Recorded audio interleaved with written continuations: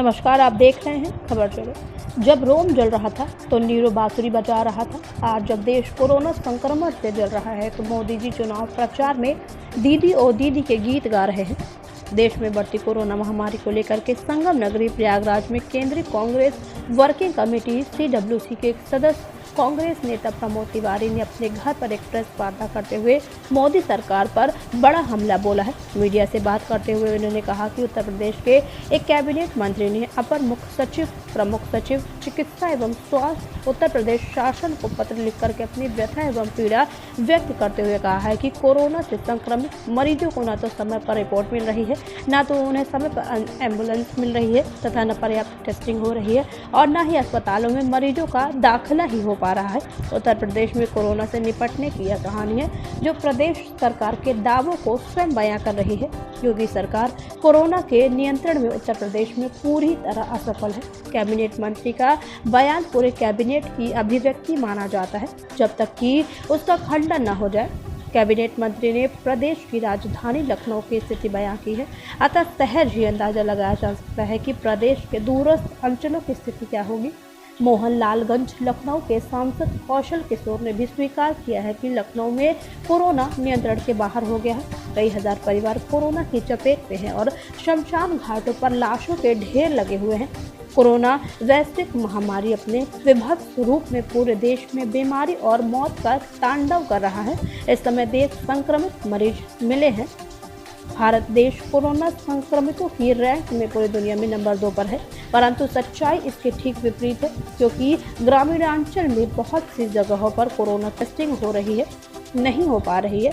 लोग या तो कोरोना से संक्रमित हो रहे हैं या ठीक हो रहे हैं अथवा फिर उनकी मौत हो जा रही है। भारतीय जनता पार्टी ने नारा दिया था कि मोदी है तो मुमकिन है। आज आदरणीय मोदी जी वह कर दिखाया है जो अब तक आज़ाद भारत में कभी नहीं हुआ था। शमशान घाट तथा कब्रिस्तान पर शवों को जलाने या दफनाने के लिए इतनी लंबी लाइनें हैं कि टोकन मिल रहे हैं। देश में यह असंभव आदरणीय मोदी जी ने पहली बार मुमकिन किया है।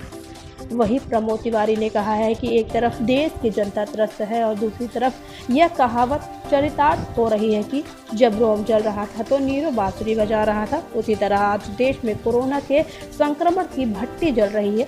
तो आदरणीय मोदी जी चुनाव प्रचार में सिर्फ भाषण ही नहीं दे रहे हैं बल्कि कटाक्ष भी कर रहे हैं और हंस भी रहे हैं तथा अभिनय करके दीदी ओ दीदी के गीत सुना रहे हैं।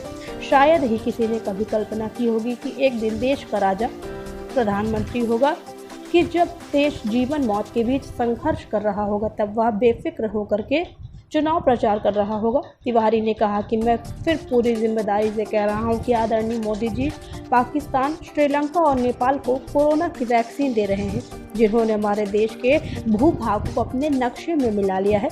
भारत के 3 भूभाग, पहला लिपुलेख, दूसरा काला पानी और तीसरा लिम्पियाधुरा को नेपाल असंवैधानिक और छद्म रूप से अपना भाग बताया है, जबकि ये भारत के अभिन्न अंग है। इसके साथ ही 12 देशों को वैक्सीन देने की इजाज़त दे रहे हैं। मोदी जी पश्चिम बंगाल के चुनाव को प्रभावित करने के लिए बांग्लादेश में करोड़ों वैक्सीन देने की घोषणा कर रहे हैं और देश के ही गैर भाजपा शासित राज्यों को वैक्सीन के लिए तर्शाया जा रहा है। महाराष्ट्र, केरल, राजस्थान, छत्तीसगढ़ और दिल्ली सहित सभी राज्यों में वैक्सीन लगाने वाले केंद्र वैक्सीन की अनुपलब्धता के कारण बंद हो रहे हैं। आदरणीय मोदी जी वे भी भारत माता की ही संतान हैं, उनके साथ ऐसा भेदभाव क्यों?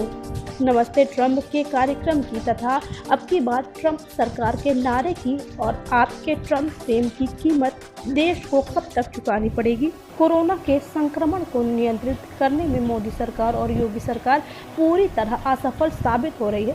पहला टीवी चैनल पर कहते हैं कि 2 गज दूरी और मास्क है ज़रूरी, दूसरा जब वे बंगाल जाते हैं तो वही चैनल दिखाते हैं कि भीड़ में लोगों के चेहरे पर मास्क नहीं होता।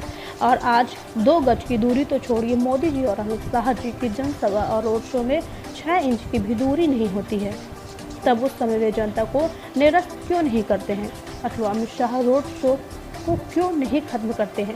वोट के लिए भाषण जरूरी है, हाय रे वोट की मजबूरी। आदरणीय मुख्यमंत्री जी, प्रधानमंत्री जी, अमित शाह जी और ने अपनी आंखों से अपने सामने कोरोना के नियमों को टूटते हुए देखते हैं। और यदि गरीब जनता बिना मास्क लगाए सड़क पर आ जाए तो भाजपा शासित राज्य में नौजवानों से उठक बैठक लगवाई जाती है, उन्हें जलील किया जाता है, हजारों रुपए जुर्माना वसूला जाता है, टेम्पो वाले को पीट कर अधमरा किया जाता है।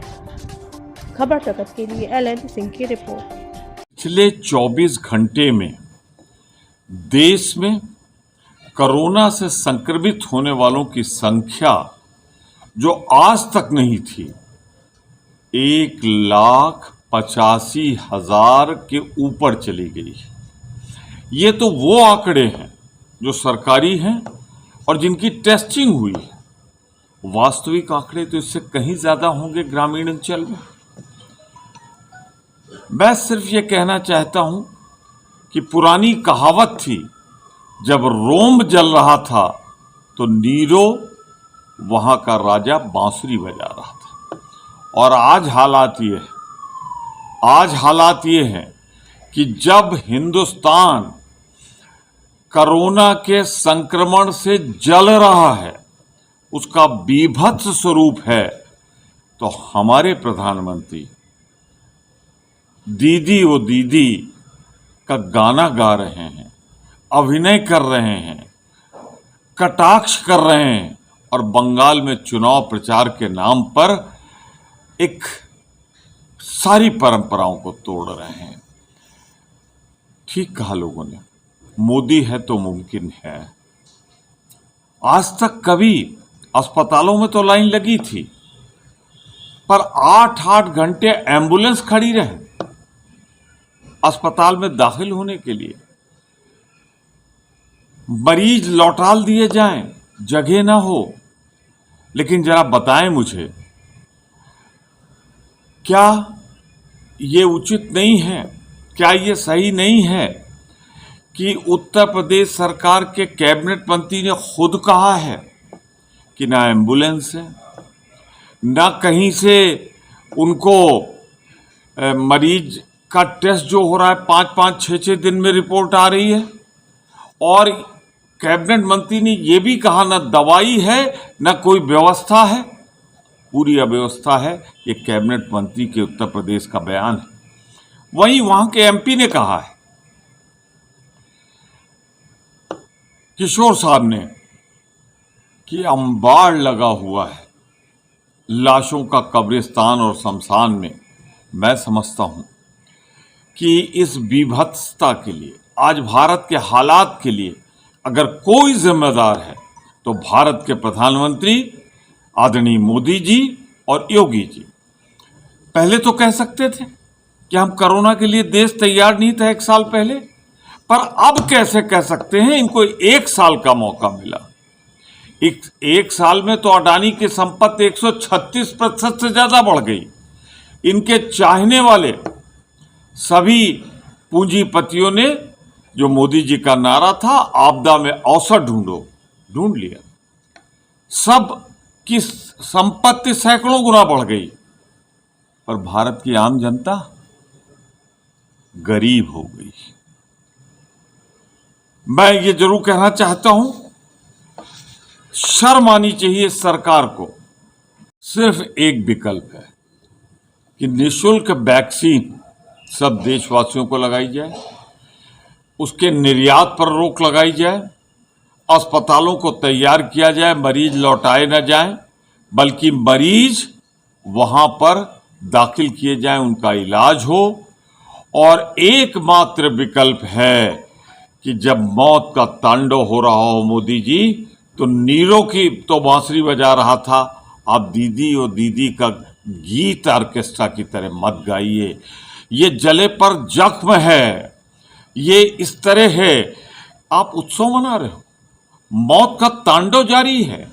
आपका सांसद कहता है कि लाशों के अंबार लगे हैं राजधानी में, और आप उत्सव मनाने की बात कर रहे हो। किस दुनिया में है भाजपा की सरकार? मैं नहीं जानता योगी जी अब कहां हैं।